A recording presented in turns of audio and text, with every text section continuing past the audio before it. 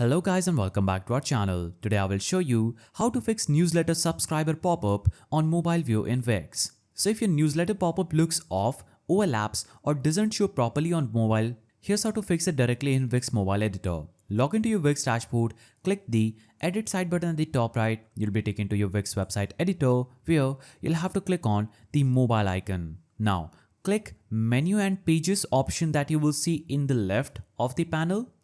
So we'll click on site pages and menu icon, that is this icon. Here you'll have to select your newsletter pop-up and click edit.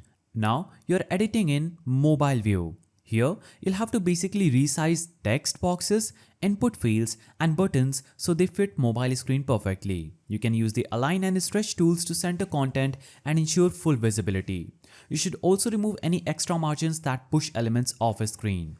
And in the settings panel, make sure that show on mobile is toggled on. So you'll have to navigate to hidden on mobile and make sure that show on mobile is turned on for the newsletter pop-up. Also, click preview in mobile view to confirm this, and if everything looks good, hit publish and your problem will be fixed. So that's a simple way to do this. If you found this guide helpful, please don't forget to give it a thumbs up and thanks for watching.